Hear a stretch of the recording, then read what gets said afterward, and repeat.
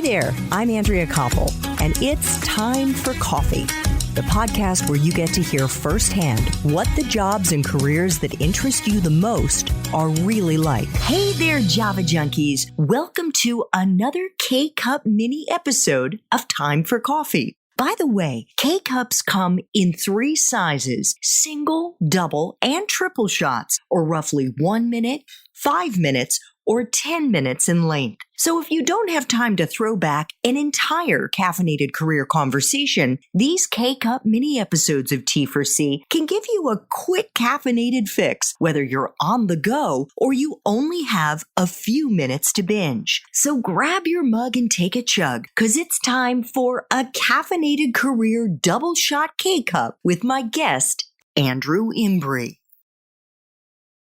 Could you share a time in your professional life when you struggled? Maybe you even failed at something. But most importantly, how you persevered and a lesson that you may have learned in the process.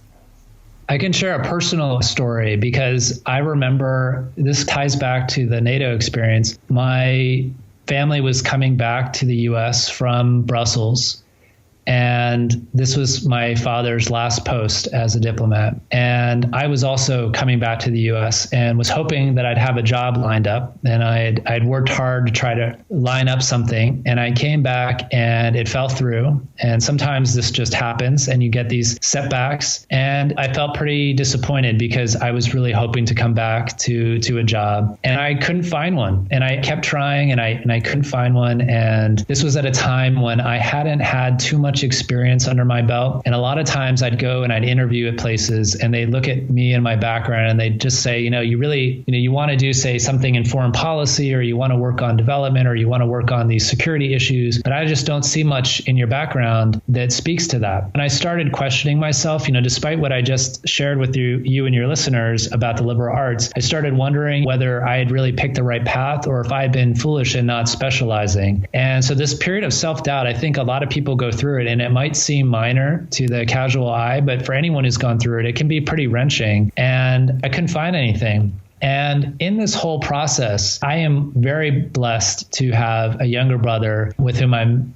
really close. He has autism. His name's Chris. And what I ended up doing is I ended up teaching him, and we worked through some of his high school courses at the time. And it was the most rewarding thing that I've done on a personal level. And it also gave me tremendous insight into the beautiful mind that is my brother, someone who has struggled for many years, but is the most courageous person I know. And I learned so much from him, learned more about empathy, about trying to see things from his perspective, how to anticipate what his needs might be, and to realize how deep people's minds are. It's really hard to fully know a person. And being like that with Chris and working through his studies and seeing how hard my mother and father would work to support him and to make sure that he got a good education so that he could realize his talents, that's probably been the most rewarding personal experience. And it meant that the job felt so much less important when I was doing this. And it taught me a lot about Chris's ability to overcome adversity and his resilience. And I started to have sort of a values readjustment about my realization that you can be resilient, and that's an essential quality for getting through the workplace and finding what you love. And it also taught me about teaching again. I'd only admired teaching from afar when I was a student, but this was a chance to help my brother learn and grow. And it reinforced for me how much I enjoy empowering others and trying to be a teacher. And so through all this experience, it just taught me a lot about resilience and about how you can't always anticipate the turns that your life is going to take, but that in many respects, they can turn for the better. And you just have to keep faith that it's going to work out, and that the lessons you learn during that period are really going to